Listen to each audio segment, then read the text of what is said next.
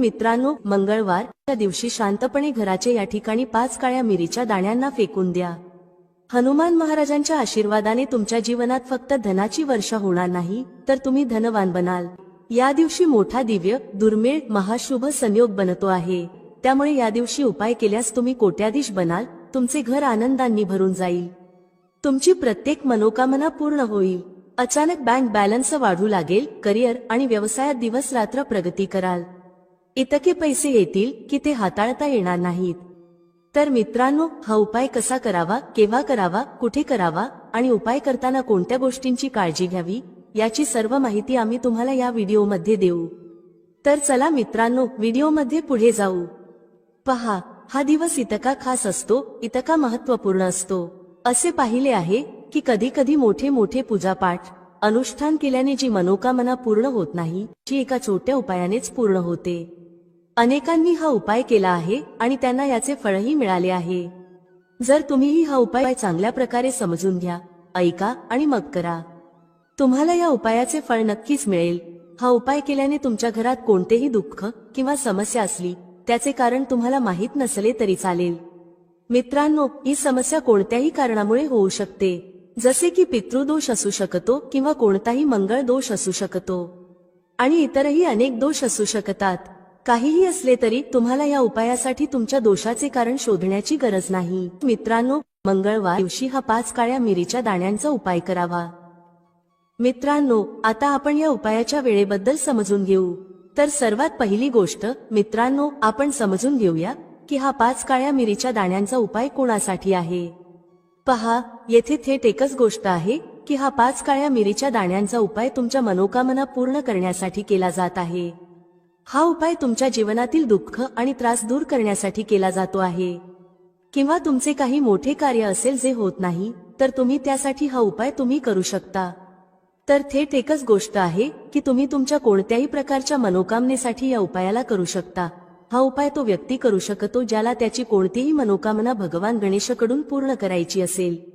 आणि जर कोणतीही माता किंवा बहिणी त्यांच्या घरातील सुख, शांती आणि धन संपदा वाढवण्यासाठी हा उपाय करू इच्छित असतील, तर घरातील ज्येष्ठ माता किंवा बहिणींनी विशेषतः या 5 काळ्या मिरीच्या दाण्यांच्या उपायाला करावेत. कारण माता आणि बहिणी घरातील लक्ष्मी असतात आणि जेव्हा घरातील लक्ष्मी विशेष उपाय करते, तेव्हा त्याचे फळ लवकर आणि मोठ्या प्रमाणात मिळते. त्याचबरोबर हा उपाय कोणताही व्यक्ती करू शकतो, मग तो मोठा असो, लहान असो किंवा मुलगा असो. ज्याला हा 5 काळ्या मिरीच्या दाण्यांचा उपाय समजला आहे, त्या व्यक्तीने हा उपाय मंगळवारच्या दिवशी नक्कीच करावा, कारण त्याला या उपायाचे फळ खूप लवकर मिळेल. तर आता आपण समजून घेऊया 5 काळ्या मिरीच्या दाण्यांच्या उपायाला तुम्ही कसे करायचे आहे आणि हा उपाय करण्याची जी वेळ आहे ती काय आहे. पहा मित्रांनो, मंगळवारच्या दिवशी करण्यात येणारा हा 5 काळ्या मिरीच्या दाण्यांचा उपाय मुख्यत्वे संध्याकाळी प्रदोष काळात करायचा आहे. आता मित्रांनो, प्रदोष काळाच्या वेळेबद्दल अनेकांच्या मनात प्रश्न निर्माण होतो की हा वेळ कधी असतो, किती वाजतापासून किती वाजतापर्यंत असतो, ज्यायोगे उपाय करण्याचा योग्य वेळ कळेल. तर आम्ही तुम्हाला सांगतो की प्रदोष काळाचा वेळ संध्याकाळी 6 वाजल्यापासून संध्याकाळी 7 वाजेपर्यंत असतो. या वेळेच्या दरम्यान तुम्ही उपाय कराल तर तुम्हाला या उपायाचा नक्कीच फल प्राप्त होईल.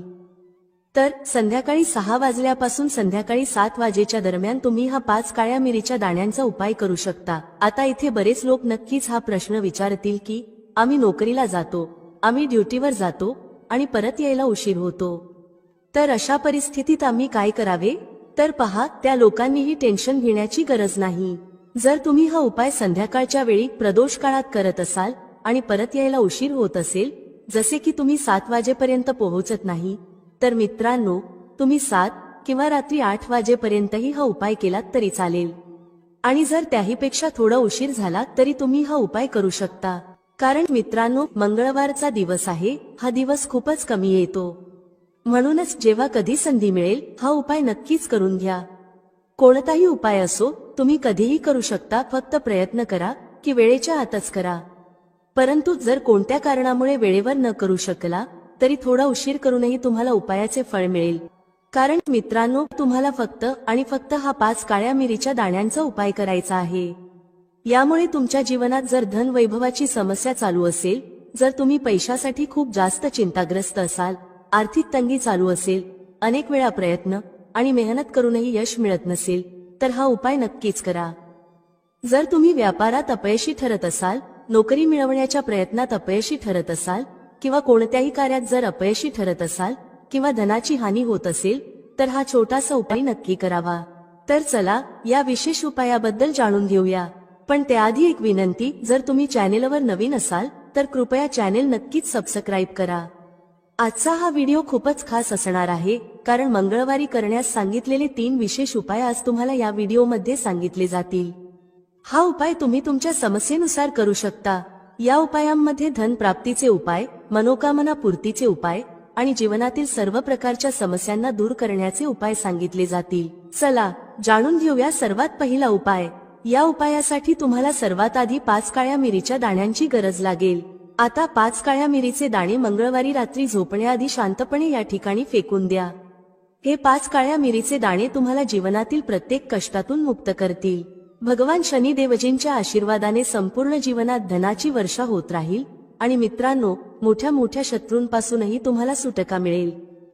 मित्रांनो, आजचा व्हिडिओ खूपच खास आहे, कारण काळ्या मिरीच्या दाण्यांना घरात जाळल्यास तुम्ही तुमच्या घरातून नजर दोषही दूर करू शकाल. तसेच जर तुमचा कोणताही गुप्त शत्रू असेल किंवा तुमच्या घरात धनाची कमतरता खूपच जास्त असेल, घरात पैसा टिकत नसेल आणि नजर दोषाचा प्रभाव तुमच्यावर आणि तुमच्या कुटुंबावर खूपच असेल, घरातील सदस्यांपैकी कधी कोणाची तब्येत खराब असते तर कधी कोणी आजारी असतो आणि तुमच्या घरात पैशांची बर्बादी खूप होत असेल, अशा परिस्थितीत मंगळवारच्या दिवशी 7 काली मिरीचे दाणे घरात जाळल्याने तुम्ही तुमच्या जीवनातील सर्व दुःखांपासून कायमचा सुटका मिळवू शकता. तसेच तुमचा मोठ्यात मोठा शत्रूही गुडघे टेकून बसेल जर तुम्ही हा उपाय मंगळवारी केला. आता पहा, जर तुमचे जीवन नेहमीच समस्यांनी भरलेले असेल तर तुम्हाला काळी मिरीचे उपाय नक्की करायला हवेत, कारण काळी मिरीचे उपाय त्वरित परिणाम दाखवतात. दुसरी गोष्ट म्हणजे हे उपाय तुम्हाला गुप्त शत्रूंपासूनही सुटका देतात आणि तुम्हाला कधीही नजर दोषामुळे त्रास होत नाही.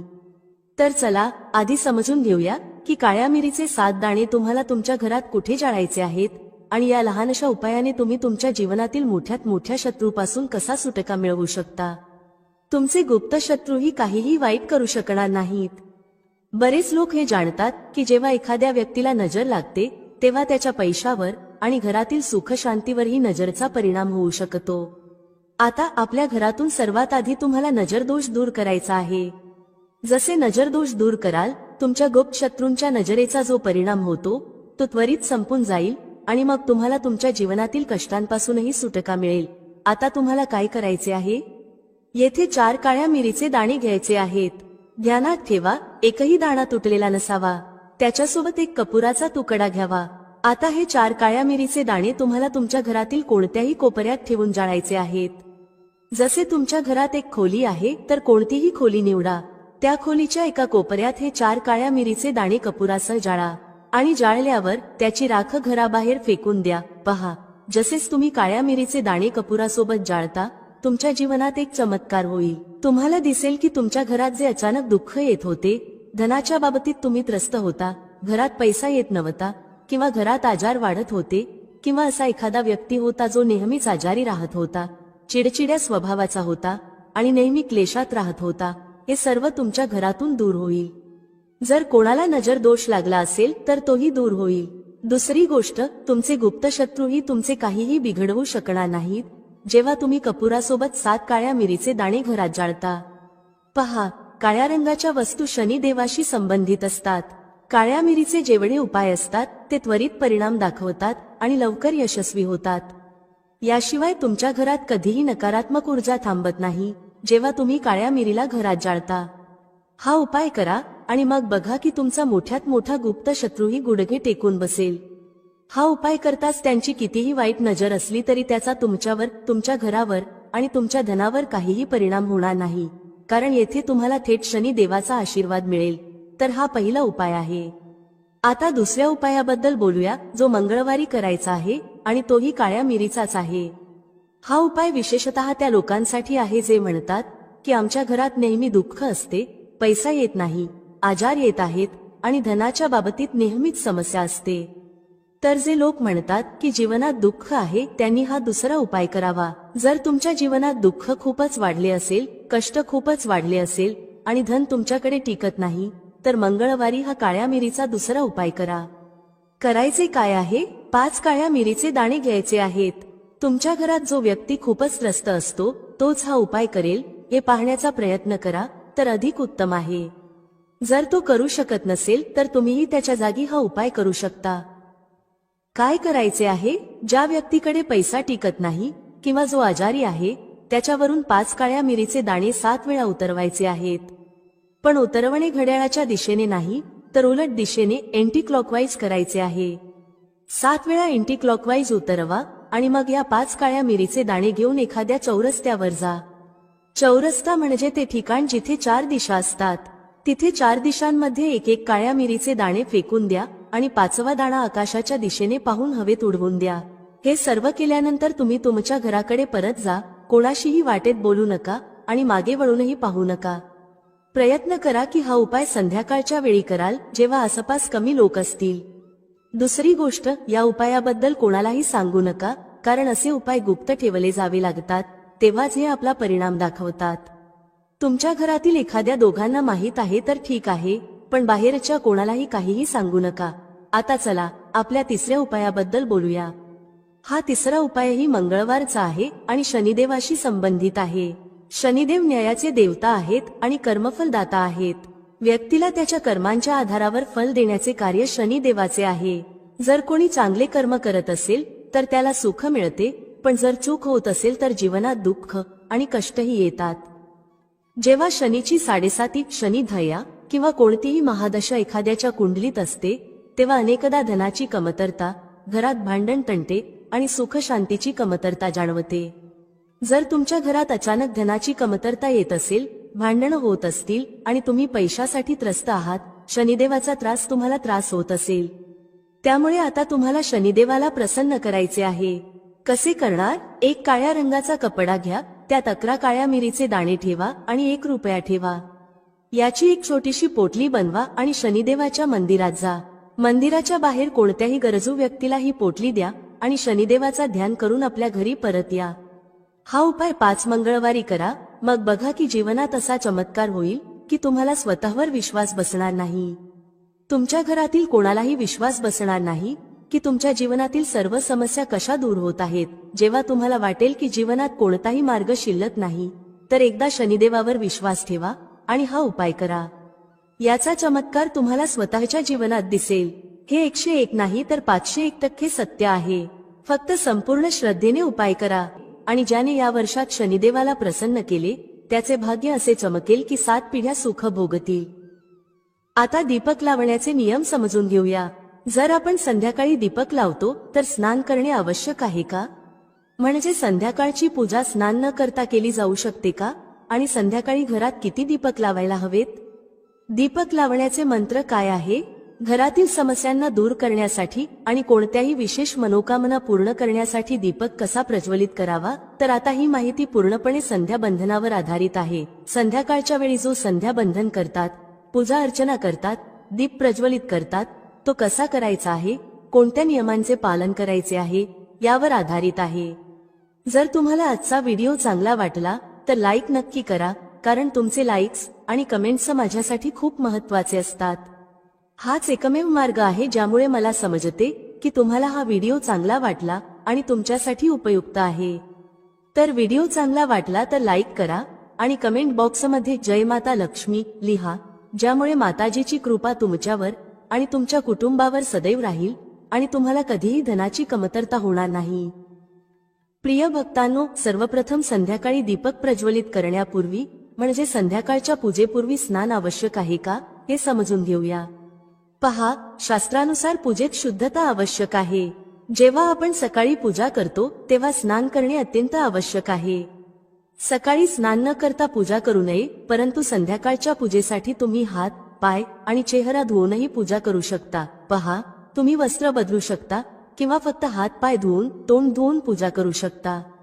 संध्याकाळी पूजा करायची आहे तर दिवसभर शुद्धतेचे पालन करा.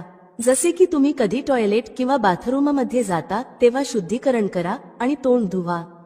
जर तुम्ही दिवसभर शुद्धतेचे पालन करत असाल तर संध्याकाळच्या वेळी स्नान न करता फक्त हात पाय धुवून पूजा करू शकता. पुढचा प्रश्न आहे की संध्याकाळच्या पूजेत दिवा कधी लावायचा? पहा, संध्याकाळचा जो पूजा काळ आहे तो गोधुली वेळ असतो, प्रदोष काळ असतो. म्हणजेच सूर्यास्त होत असताना आपल्याला घरात दीपक प्रज्वलित करायला हवा. आता तुम्ही विचारता की संध्याकाळी दिवा किती वाजता लावावा? पहा, सूर्यास्ताची वेळ प्रत्येक ऋतूमध्ये वेगवेगळी असते. जसे की हिवाळ्यात 4:30 वाजता सूर्यास्त होतो, तर कधी 5:30 वाजेपर्यंतही होऊ शकतो. उन्हाळ्यात सूर्यास्त 6:30 ते 7 वाजेपर्यंत असतो, तर कधी कधी 7:30 वाजताही सूर्यास्त होतो. म्हणून एकच वेळ सांगणे की याच वेळी दिवा प्रज्वलित करा हे कठीण आहे आणि योग्यही नाही. दरवेळी एकाच वेळी दीपक प्रज्वलित करता येणार नाही. म्हणून संध्याकाळचा काळ लक्षात ठेवा. संध्याकाळचा काळ म्हणजे सूर्य अस्त होताना, तेव्हा तुमच्या घरात दिवा प्रज्वलित करा. आता बोलूया किती दिवे तुमच्या घरात प्रज्वलित करायला हवेत. शास्त्रानुसार संध्याकाळी दररोज तुमच्या घराच्या मुख्य दारावर एक दिवा नक्कीच लावा. याचे महत्त्व काय आहे? पहा, शास्त्रानुसार संध्याकाळी लक्ष्मी माता आणि त्यांची बहीण दरिद्रता भ्रमण करतात. ज्या घराच्या मुख्य दारावर दिवा प्रज्वलित केले जाते त्या घरात माता लक्ष्मी प्रवेश करतात आणि ज्या घराच्या मुख्य दारावर दिवा लावला जात नाही त्या घरात दरिद्रता प्रवेश करते. म्हणून माता लक्ष्मी तुमच्या घरात प्रवेश कराव्या यासाठी मुख्य दारावर एक दीपक नक्कीच प्रज्वलित करा. मुख्य दारावर संध्याकाळी प्रज्वलित केलेला दिवा अनेक लाभ देतो. शास्त्रानुसार संध्याकाळी ज्या घराच्या मुख्य दारावर दिवा प्रज्वलित केले जाते त्या घरात कोणतीही नकारात्मक ऊर्जा प्रवेश करत नाही. जर तुमच्या घरात काही वास्तुदोष असेल तर मुख्य दारावर दिवा प्रज्वलित केल्याने सर्व प्रकारच्या वास्तुदोषांपासून मुक्ती मिळते. आणि जर तुमच्या घरात पितृदोष आहे, ज्यामुळे समस्यांचे आगमन होत असेल, तर मुख्य दारावर दिवा प्रज्वलित केल्याने घराचा पितृदोषही संपतो. याशिवाय जर घरात कोणतीही अशांती असेल, आजारपण असेल किंवा आर्थिक तंगी असेल, तर मुख्य दारावर दिवा प्रज्वलित केल्याने सर्व प्रकारच्या समस्यांपासून मुक्ती मिळते. त्यामुळे घराच्या मुख्य दारावर दिवा प्रज्वलित करणे अत्यंत आवश्यक आहे. शास्त्रानुसार घराच्या मुख्य दारावर एक दिवा असायला हवा. आणि दुसऱ्या दिव्याबद्दल बोलायचे झाले तर दुसरा दिवा तुम्हाला तुमच्या घरातील तुळशीजवळ प्रज्वलित करायला हवा. शास्त्रानुसार जर संध्याकाळच्या वेळी संध्याकाळात तुळशीच्या मुळांजवळ अंधार राहत असेल तर अशा परिस्थितीत दरिद्रतेचे स्थायी वास तयार होतो. ज्या घरांमध्ये संध्याकाळी तुळशीजवळ दीप प्रज्वलित केला जातो त्या घरात लक्ष्मीचा वास असतो. श्री हरी विष्णूंसह महालक्ष्मी अशा घरात वास करतात. म्हणून संध्याकाळच्या वेळी तुळशीजवळ एक दिवा नक्की प्रज्वलित करा. आता बोलूया पुढच्या दिव्याबद्दल. संध्याकाळी आपल्या घराच्या ईशान कोपऱ्यात म्हणजेच जिथे तुम्ही तुमच्या घराचे मंदिर बांधले आहे त्याच ठिकाणी घराच्या मंदिरात एक दिवा नक्की प्रज्वलित करा. 2-3 दिवे तुम्ही दररोज प्रज्वलित करायला हवेत. जर तुम्ही हे 3 दिवे दररोज प्रज्वलित करता तर विश्वास ठेवा की तुमच्या घरातील बऱ्याच समस्या आपोआपच संपून जातील. आता पुढील प्रश्नाबद्दल बोलूया, जो तुम्हाला नेहमीच पडतो की दिवा कोणत्या तेलाने प्रज्वलित करावा. मोहरी तेल घालू शकतो का? किंवा तिळाच्या तेलाचा वापर करावा का? किंवा शुद्ध तुपाचा वापर करावा? कोणत्या तेलाने दिवा प्रज्वलित करावा? पहा, शास्त्रानुसार मोहरीच्या तेलाचा दिवा सर्वत्र प्रज्वलित करू नये.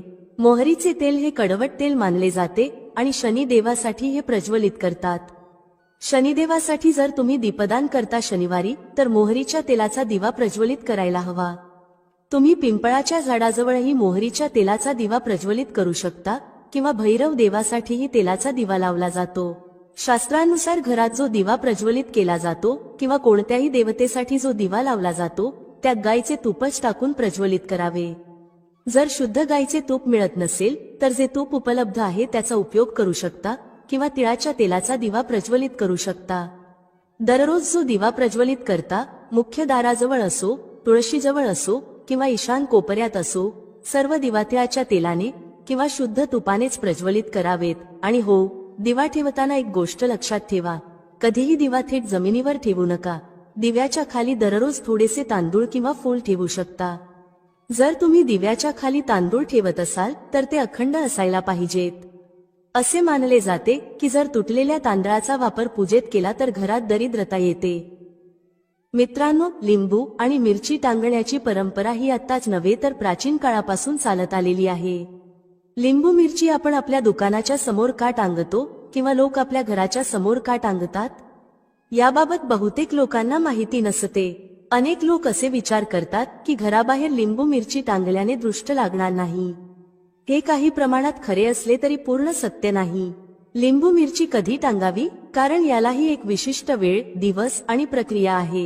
हे समजून घेतले तर तुमच्या घरातून दारिद्र्य कायमचे दूर होईल. मित्रांनो, लक्ष्मी आणि कुलक्ष्मी. होय, लक्ष्मी देवी आणि कुलक्ष्मी याबद्दल बोलते, कारण कुलक्ष्मी या देवी लक्ष्मीच्याच मोठ्या बहीण आहेत. तर लक्ष्मी आणि कुलक्ष्मी या दोघी एकत्र येतात. त्या दोघी एकाच वेळी प्रत्येक माणसाच्या दारावर शयनकाळात येतात. त्यांचं येण्याचं कोणतंही ठरलेलं वेळापत्रक नसतं. ज्या घराच्या दारावर लिंबू आणि मिरची टांगलेले असते त्या घरात कुलक्ष्मी प्रवेश करतात.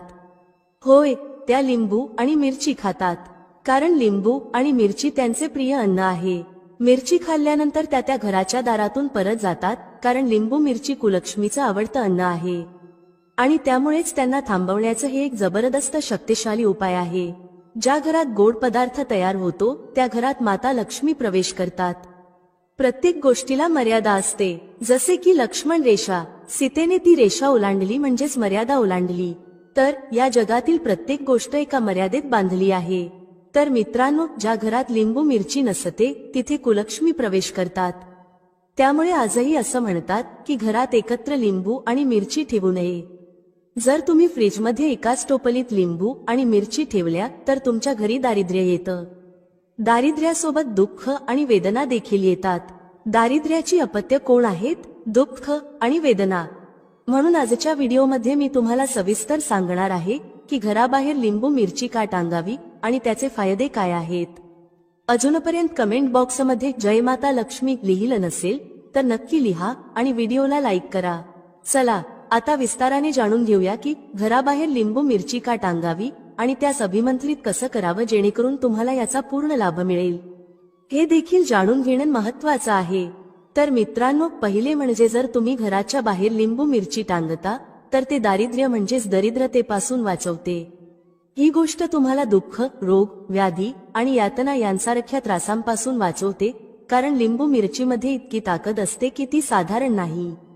अनेक प्रकारच्या नकारात्मक शक्तींना तुमच्या घरात प्रवेश करण्यापासून रोखते. यानंतर याचा दुसरा आश्चर्यकारक फायदा असा आहे की हे नजरेचा दोष आणि काळ्या जादूसारख्या नकारात्मक शक्तींना घरात प्रवेश करण्यापासून अडवते.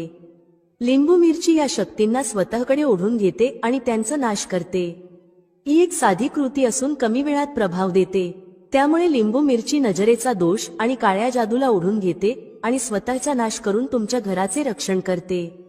ज्या लोकांचा वाहन चालवण्याचा व्यवसाय आहे त्यांनी आपल्या वाहनात लिंबू मिरची नक्कीच बांधायला हवी. आजकाल प्लास्टिकच्या पिशवीत बांधलेली लिंबू मिरची दिसते, ज्यावर बुरी नजर वाले 13 मोहकाला असं लिहिलेलं असतं. पण प्लास्टिकचा काहीही उपयोग होत नाही. तुम्ही एक काम करा, मंगळवारी हनुमानजींच्या खांद्यावरच्या सिंदुराचा थोडासा भाग घ्या, 2 लिंबू आणि 5 मिरच्या घ्या आणि त्यावर तो सिंदूर लावा. त्यानंतर हे लिंबू मिरची तुमच्या वाहनात टांगून ठेवा. यामुळे तुमचं वाहन आजीवन सुरक्षित राहील आणि नकारात्मक शक्तीपासून वाचेल. या उपायाचा चौथा जबरदस्त फायदा असा आहे की ज्यांना नजर दोष किंवा तांत्रिक बाधा असते त्यांच्या बाबतीत लिंबू मिरची खूप उपयोगी ठरते. ज्या घरात लहान मुले वारंवार रडतात किंवा त्रस्त होतात अशा घरात लिंबू मिरची टांगल्याने नकारात्मक शक्तींना प्रवेश करता येत नाही. अशा स्थितीत तुम्हाला भोंदूबाबांच्या फंदात पडण्याची गरज उरत नाही. घराबाहेर लिंबू मिरची लटकवल्याने हे तांत्रिक दोष आणि नजर दोष नष्ट होतात. पाचवा फायदा असा आहे की लिंबू मिरची घराबाहेर ठेवल्याने लोक जुते चप्पल घालून घरात येण्यास टाळाटाळ करतात. जुते चप्पलातून येणारी नकारात्मक ऊर्जा लिंबू मिरचीच्या प्रभावाने घरात प्रवेश करत नाही. जसे की तुम्ही पाहिले असेल की संत किंवा ज्योतिषांच्या ठिकाणी जाऊन तुम्हाला जुते दान करण्याचा सल्ला दिला जातो, कारण जुते चप्पलांमध्ये व्यक्तीचे कर्म आणि कुकर्म जमा असतात. त्यामुळे घराच्या बाहेर लिंबू मिरची टांगणे खूप फायदेशीर ठरते. या उपायाचा सहावा फायदा असा आहे की लिंबू मिरची घराबाहेर टांगल्याने पितृदोष, वास्तुदोष आणि घरगुती कलह दूर होतात. ज्या घरात वारंवार भांडणे किंवा पितृदोष असतो अशा घरात लिंबू मिरची टांगल्याने सकारात्मक बदल होतो. व्यापार किंवा दुकानात विक्री वाढत नाही अशा ठिकाणी देखील लिंबू मिरची टांगल्याने सुधारणा होते. शेवटी याचा सातवा फायदा म्हणजे घरात रोग व्याधींना प्रवेश करता येत नाही. आपल्यापैकी अनेक लोकांच्या घरात सतत कोणी ना कोणी आजाराने त्रस्त असतो. आता ज्या घरात लोक आजाराने त्रस्त असतात तसं का होतं? कारण तुम्ही घरात कोणतेही उपाय करत नाही किंवा सोपे टोटके अंमलात आणत नाही. त्यामुळे तुमच्या घरात आजारपण सहज प्रवेश करतात. परंतु ज्या घराच्या बाहेर लिंबू मिरची टांगलेली असते त्या घरात आजारपण प्रवेश करत नाही. का करत नाही? कारण लिंबू मिरची त्याला अडवते. ही लक्ष्मण रेषेसारखी काम करते. स्वतः नष्ट होते, स्वतः सुकते, पण घरातला आजारपण, रोग आपल्यात खेचून घेते, त्याला दूर करते आणि तुमचं रक्षण करते. रोग आणि व्याधी लिंबू मिरची तुमच्या घरात, कार्यालयात किंवा दुकानात टांगलेली असेल तर त्या ठिकाणी आजारपण जात नाही, पळून जाते. त्यामुळे आजपासून तुमच्या घराबाहेर लिंबू मिरची टांगायला सुरुवात करा, कारण मित्रांनो, हे तुमच्यासाठी खूप फायदेशीर ठरेल. हे तुमच्या आध्यात्मिक उन्नतीस मदत करतं, स्वतः नष्ट होतं आणि तुमचं रक्षण करतं. सर्वांना सांगू इच्छिते की लिंबू मिरची किमान 15 दिवस ते महिन्याभराच्या आत नक्कीच बदलली पाहिजे. खर्च किती होईल? फक्त 5 ते 10 रुपयामध्ये तुमचं काम होईल. एक माळ तयार होईल. त्यामुळे हे काम नक्की करा आणि लिंबू मिरचीचा प्रभाव नक्की बघा. कोणत्याही वस्तूला एक निश्चित कालावधीपर्यंतच प्रभाव असतो, त्यानंतर तो संपतो. त्यामुळे प्रयत्न करा की लिंबू मिरची दर महिन्याला बदला, याचा पूर्ण लाभ तुम्हाला मिळेल. मित्रांनो, ही सर्व माहिती जनहित लक्षात घेऊन दिली जात आहे. ज्योतिष आणि धार्मिक उपाय हे आपल्या श्रद्धेवर आणि विश्वासावर अवलंबून असतात. आमच्या व्हिडिओचा उद्देश फक्त तुम्हाला योग्य सल्ला देणे आहे. या संदर्भात आम्ही कोणत्याही प्रकारचा दावा करत नाही. तर मित्रांनो, आजचा हा व्हिडिओ तुम्हाला कसा वाटला? आम्हाला कमेंट करून नक्की कळवा. जर हा व्हिडिओ तुम्हाला आवडला असेल तर कमेंट बॉक्समध्ये जय माता लक्ष्मी नक्की लिहा. पुन्हा भेटू पुढच्या व्हिडिओमध्ये नवीन माहिती घेऊन. तोपर्यंत जय श्रीराम. व्हिडिओ पाहिल्याबद्दल धन्यवाद. भेटूया पुढील व्हिडिओमध्ये एका नवीन चर्चेसह. तुम्हा सर्वांचे मनःपूर्वक आभार. श्री स्वामी समर्थ. जय श्रीराम. जय श्री हनुमान. जय श्री कृष्ण. जय माता लक्ष्मी.